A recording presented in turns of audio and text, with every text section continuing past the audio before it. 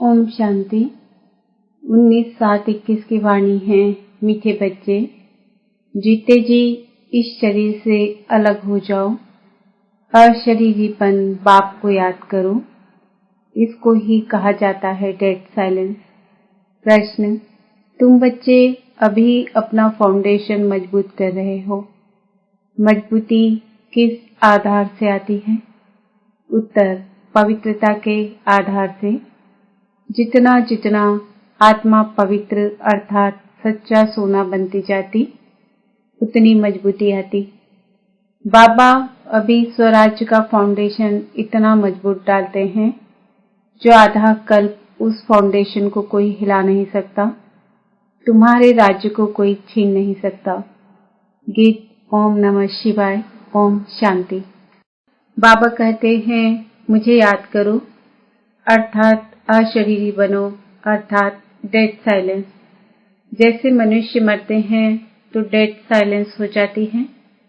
कहते हैं इनका शरीर शांत हो गया। शरीर और आत्मा अलग हो गई, खत्म हो गया।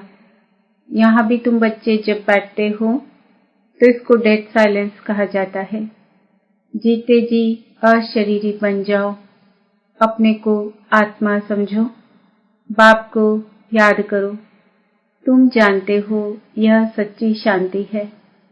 वो लोग शांति को नहीं जानते। डेड साइलेंस का अर्थ तो जानते ही नहीं। डेड साइलेंस क्यों कहते हैं? याद दिलाते हैं वह मर गया, शांत हो गया। तुम भी मर जाओ, तुम भी शांत हो जाओ। बड़े बड़े लोग गांधी की समाधि पर जाते हैं। वहां जाकर कहेंगे डेड साइलेंस अर्थात शांति में बैठो। तुमको भी मालूम है हम आत्मा शांत स्वरूप हैं। दुनिया को पता ही नहीं। हम अपने स्वरूप में टिक जाते हैं। हमारा स्वधर्म है शांत। हमारी आत्मा शांत स्वरूप है। उनको ये पता ही नहीं, इसलिए शांति मांगते हैं। आत्मा कहती है शांति चाहिए। आत्मा अपने स्वधर्म को भूली हुई है। वास्तव में आत्मा का धर्म ही शांत है। फिर आत्मा क्यों कहती है अशांति है? अशरीरी हो बैठ जाओ।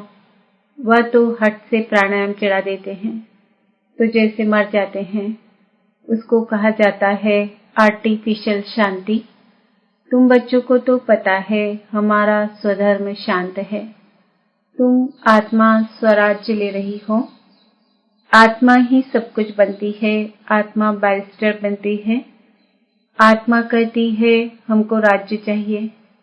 आगे भी राज्य लिया था बाप से, अब फिर लेने आए हैं। मनुष्य देह अभिमान में है तो दुख में है। अभी तुम समझते हो कि हम आत्मा हैं। अपने परमपिता परमात्मा से स्वराज्य लेने आए हैं। तुम आत्मा को राजा ही चाहिए। इस समय आत्मा स्वराज्य मांगती है बेहद के बाप से। श्री कृष्ण को तो स्वराज्य था, फिर गुम हो गया। अब बाप आकर तुम आत्माओं को राज्य देते हैं। इसको राजयोग कहा जाता है। परमपिता परमात्मा राजयोग सिखलाते हैं। मनुष्य देह अभिमानी होने के कारण कहते हैं मैं फलाना हूँ। मैं देह को ही समझ लेते हैं। वास्तव में मैं आत्मा करती है। आत्मा कहती है मैं यह चीज उठाता हूँ। फीमेल कहेगी मैं उठाती हूँ। वास्तव में आत्मा तो मेल है। मैं आत्मा बाप का बच्चा हूँ। आत्मा कहती है बाबा हम आपसे स्वराज्य ले रहे हैं। आत्मा को स्वराज्य देते हैं परमात्मा। भक्ति और ज्ञान में देखो कितना फर्क है। शिव का मंदिर भी होता है। सबसे जास्ती घंटे भी शिव के मंदिर में बजते हैं। उनको जगाते हैं। जगाते तो सबको हैं। सवेरे सवेरे बैंड बाजे बजते हैं। यहाँ बाप बच्चों को जगाकर देवता बनाते हैं। घंटे आदि बजाने की कोई बात नहीं। बाप कहते हैं तुमको स्वराज्य चाहिए तो पहले पवित्र बनो। एम ऑब्जेक्ट बुद्धि में रहती है। स्टूडेंट कहेंगे हम ये मैट्रिक पास करेंगे फिर यह करेंगे। सन्यासी चाहेंगे हमको शांति मिले। एक कहानी भी है ना, रानी के गले में हार पड़ा था, ढूंढती थी बाहर, तो वह भी शांति को बाहर ढूंढते हैं, परंतु आत्मा तो स्वयं शांत स्वरूप है। आत्मा अपने स्वधर्म को भूल अपने को शरीर समझ बैठी है। बाप फिर स्मृति दिलाते हैं कि तुम आत्मा हो, तुम आत्मा ने 84 जन्म भोगे हैं। यह बातें दूसरा कोई समझा न सके। बाप कहते हैं तुम अपने जन्मों को नहीं जानते हो, मैं बताता हूँ। तुम हो ब्रह्मा कुमार कुमारियां। बाप ने समझाया है सिवाय पवित्रता के ज्ञान की धारणा हो नहीं सकती। कहते हैं ना, शेरनी के दूध के लिए सोने का बर्तन चाहिए, तो इसमें भी सोने का बर्तन चाहिए। आत्मा बाप को याद करने से सोना बन जाती है। बाप भी सच्चा सोना है। आत्मा बाप को याद करती है तो ज्ञान आ जाता है। तुम सच्चा सोना पवित्र थे। यह ज्ञान का असर किसको होता नहीं। बाप कहते हैं मैं तुम आत्मा को स्वराज्य देता हूँ। यह स्वराज्य मिलेगा तब जब पुरानी सृष्टि का अंत और नई सृष्टि की आदि होगी। मनुष्यों को हद की राजाई है। बेहद की राजाई मनुष्यों को कभी मिलती नहीं। विश्व का मालिक बन न सके, तुम बनते हो बाप द्वारा। भगवान बाप को ही तुम्हारे 84 जन्मों का मालूम है। देवताएं अपने जन्मों को जान नहीं सकते। अगर जान जाए तो दुखी हो जाए। क्या सीढ़ी उतरते जाएंगे, राजाई का सुख ही गुम हो जाए। यहाँ तुमको पता है, जानते हैं कि हम आत्मा हैं, इसमें संशय की बात नहीं। एक दो से सुनकर वृद्धि होती जाती है। यह दैवी धर्म का झाड़ स्थापन हो रहा है। तुम समझ सकते हो, यह हमारे ब्राह्मण कुल का आया हुआ है। इसने पूरी भक्ति की है, फिर बाप से वर्षा लेने आया है। ज्ञान पूरा होता है, फिर भक्ति शुरू होती है। यह किसको पता ही नहीं है। मकान भी नया और पुराना होता है ना। कच्चे मकानों की आयु जरूर कम होगी। आजकल मकान बहुत पक्के बनाते हैं। भल अर्थ के आदि हो तो भी मकान गिरे नहीं, नुकसान न हो, बहुत मजबूत बनाते हैं। फाउंडेशन जास्ती पक्का बनाते हैं। अब फाउंडेशन पड़ रहा है स्वराज्य का। आत्मा को 21 जन्म के लिए राज्य मिलता है। यहाँ की राजाई तो कुछ है नहीं। आज राजाई है, कल किसी ने चढ़ाई की, खलास। फाउंडेशन कोई का है नहीं। मनुष्य का भी फाउंडेशन नहीं। आज है, कल मर जाए। अभी तुम्हारा फाउंडेशन बाबा पक्का डाल देते हैं। जो 21 जन्म तुम राज्य भाग्य पाते हो, तुम्हारी राजाई का पक्का फाउंडेशन पड़ता है। तुमको कोई भी धरती का तूफान हिला न सके। गीता में भी कहते हैं बाबा हमको स्वराज्य देते हैं, जिसको कोई ले ना सके, गिरा न सके। ऐसी बादशाही देते हैं जो जरा भी दुख की बात नहीं रहती। आत्मा को कितनी खुशी होनी चाहिए। निश्चय तो है ना। निश्चय नहीं है तो वो स्वर्ग में चलने के लायक नहीं। इतने ढेर ब्रह्मा कुमार कुमारियां वृद्धि को पाते रहते हैं।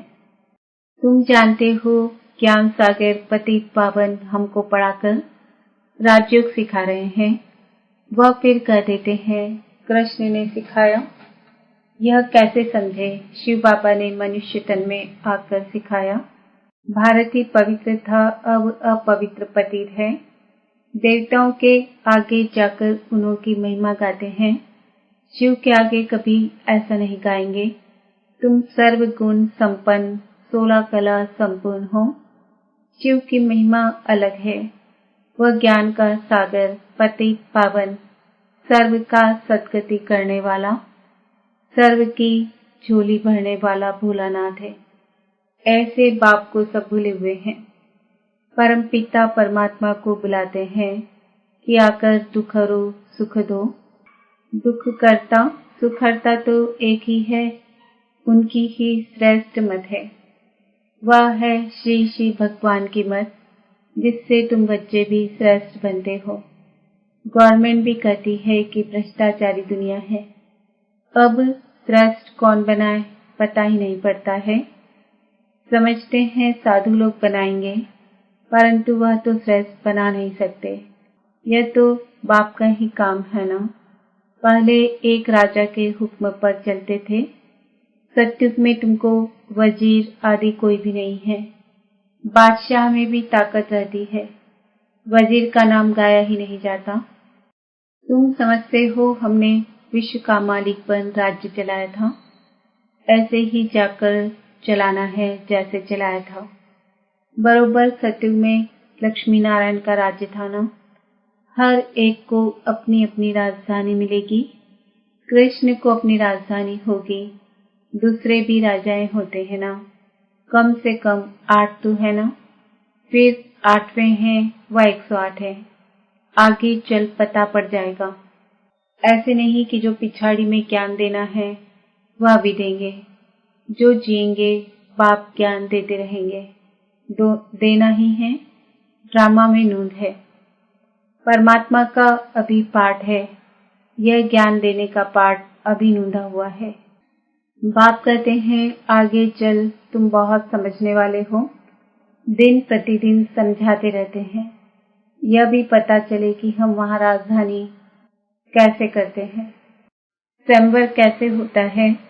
तुम ध्यान में जाते हो, वैकुंठ में जाकर देखते भी हो कैसे वहाँ सोने के महल है, सोना ही सोना है।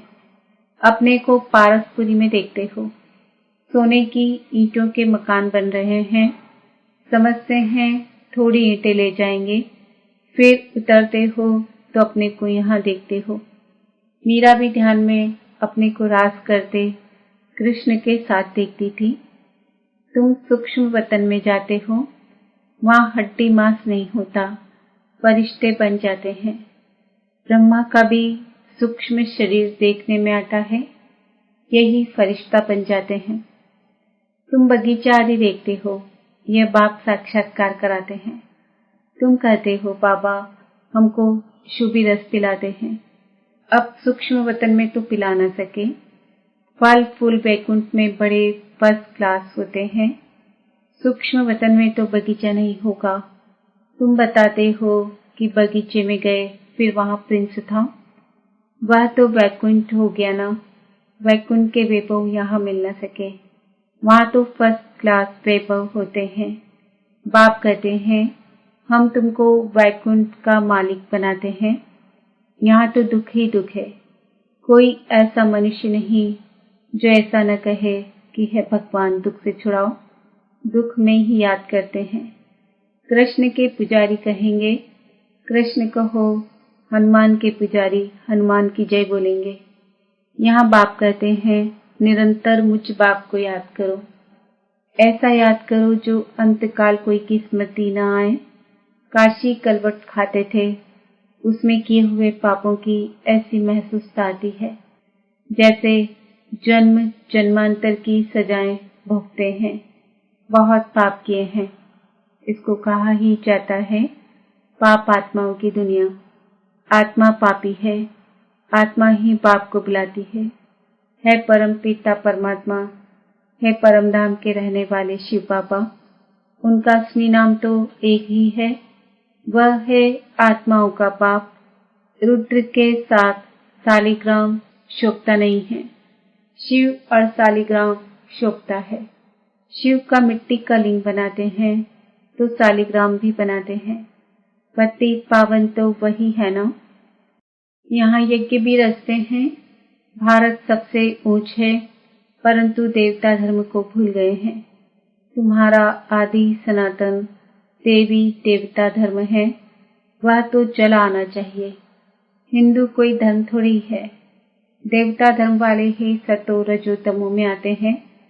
जब तमो में आ जाते हैं तो अपने को देवता कह नहीं सकते।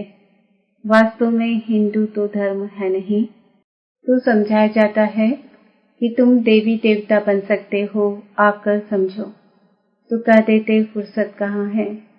बाप कहते हैं हम तुमको अपना बनाते हैं, शांति और सुख का वर्षा देने के लिए कोई परिवार आपस में इकट्ठे रहते हैं, बहुत प्यार से चलते हैं, सबकी कमाई इकट्ठी होती है, कोई हंगामा नहीं रहता है।